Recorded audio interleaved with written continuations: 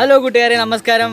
Once again welcome back to my channel. ഇന്നത്തെ നമ്മളെ video എന്ന് വെച്ച് കഴിഞ്ഞാൽ ഗപ്പി ടാങ്ക് നമ്മൾ എങ്ങനെ സെറ്റ് ചെയ്യാം, അതായത് ഫ്രിഡ്ജിൻ്റെ ടാങ്ക് എങ്ങനെ സെറ്റ് ചെയ്യാം, അതിന് എന്തൊക്കെ കാര്യങ്ങൾ ചെയ്യണം, എന്തൊക്കെ കുറേ കാര്യങ്ങൾ അതിന് ശ്രദ്ധിക്കാനുണ്ട്, അതെല്ലാം നമ്മൾ നോക്കിയിട്ട് ഈ വീഡിയോയ്ക്കകത്ത് പറയുന്നത്. ഓക്കെ, അപ്പം നിങ്ങളിപ്പം ഒരു ഫ്രിഡ്ജിൻ്റെ ടാങ്ക് മീനെ വളർത്താൻ ആഗ്രഹിക്കുന്നവരാണെങ്കിൽ എന്തൊക്കെ കാര്യങ്ങളാണ് ചെയ്യേണ്ടതെന്നുള്ള കാര്യമാണ് ഈ വീഡിയോയ്ക്കകത്ത് പറയുന്നത്. അപ്പം ഭയങ്കര വെയിലാണ്, വിയർത്തിരിക്കുകയാണ്.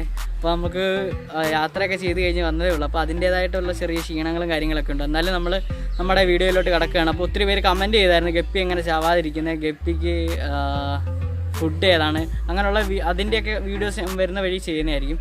അപ്പോൾ ഇന്ന് നമ്മൾ ടാങ്ക് എങ്ങനെ സെറ്റ് ചെയ്യുന്നതെന്നാണ്. ഓക്കെ, കൂടുതലൊന്നും പറഞ്ഞാൽ നമ്മൾ നേരെ വീഡിയോയിലോട്ട് കിടന്നേക്കാം. ഓക്കെ, അപ്പോൾ നമുക്ക് ബാക്കി പരിപാടിയിലേക്ക് കിടക്കാം. ഇതാണ് നമ്മുടെ ടാങ്ക്. ഇതിൻ്റെ വിലയെന്ന് പറയുമ്പോൾ 100 രൂപയുള്ളൂ. ഞാൻ വാങ്ങിച്ചത് 100 രൂപയ്ക്കാണ്. 5 മേടിച്ചായിരുന്നു. 5 ഇത്. അപ്പം ഇന്ന് നമുക്കപ്പം ഒത്തിരി പേര് കമൻറ്റ് ഇട്ടിട്ടുണ്ടായിരുന്നല്ലോ.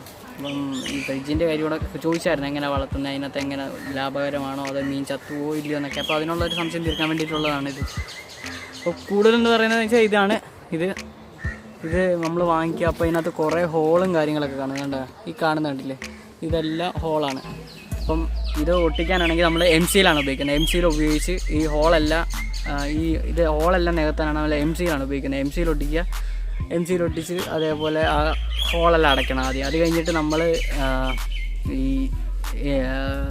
സിലിക്കോൺ അക്കോറി ഒട്ടിക്കുന്ന പശ വെച്ച് നമ്മൾ അതിൻ്റെ പുറത്തോടൊരു കവർ ചെയ്യും. അത് ജസ്റ്റ് ഒന്ന് നമ്മൾ ചുമ്മാ ഒരു ഇത് കവർ ചെയ്യും. അപ്പം അത് കുറച്ചുകൂടെ ഒന്ന് ഇതാവും. എന്നിട്ട് വെള്ളം ഒഴിച്ച് നോക്കിയിട്ട് ലീക്കേജ് ഒന്നും ഇല്ലെന്ന് ഉറപ്പ് വരുത്തുകയാണെങ്കിൽ നമ്മളൊരു ഫുള്ള് തുളുമ്പേ വെള്ളം പിടിച്ചിട്ട് ആദ്യം ഒരു ദിവസം ഒരു കവർ ഉപ്പ് ഇടുക, ഒരു കവർ കല്ലുപ്പ് വെള്ളത്തിലിടുക.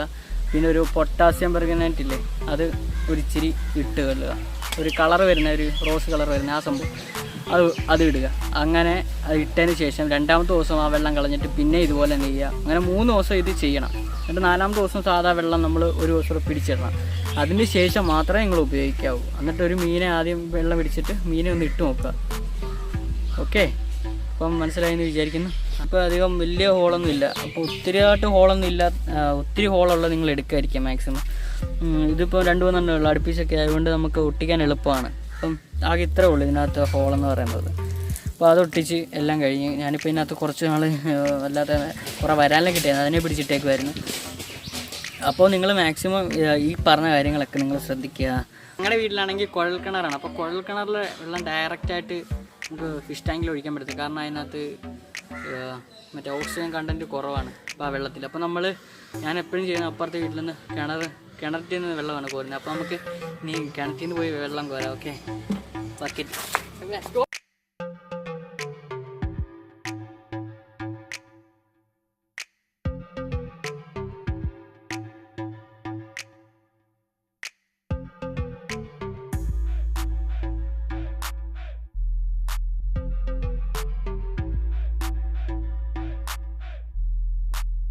നമ്മളിവിടെ വെള്ളമെല്ലാം ഒഴിച്ച് എല്ലാം സെറ്റാക്കി വെച്ചിട്ടുണ്ട്.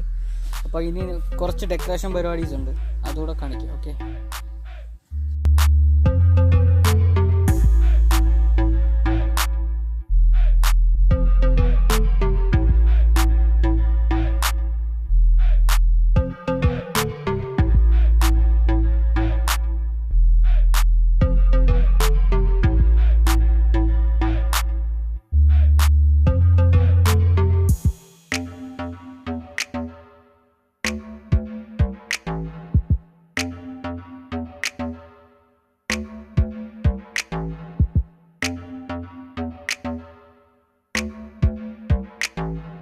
ഇത്ര കിട്ടാൽ മതി വളർന്നങ്ങ് പന്തടിച്ചത്.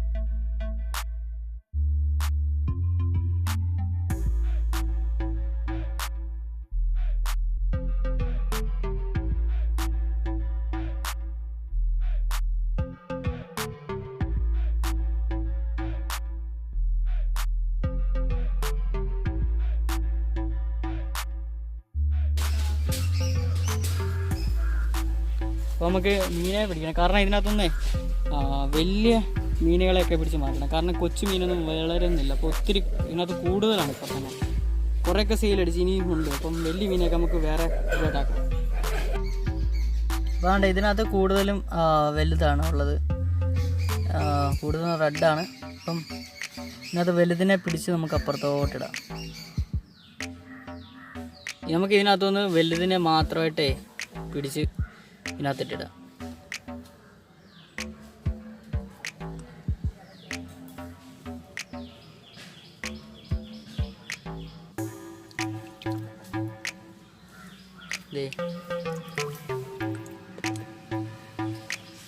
റെഡാണിത്, ഇതിനെ വിടുകയാണ്.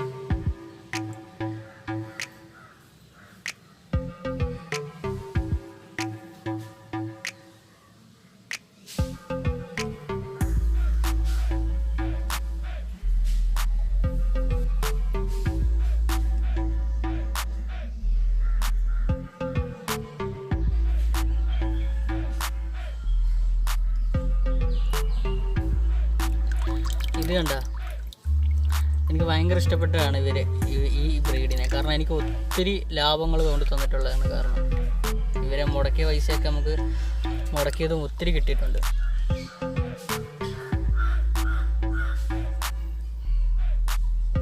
അപ്പോൾ ബാക്കി ഞാൻ പിടിച്ചിട്ടോളാം.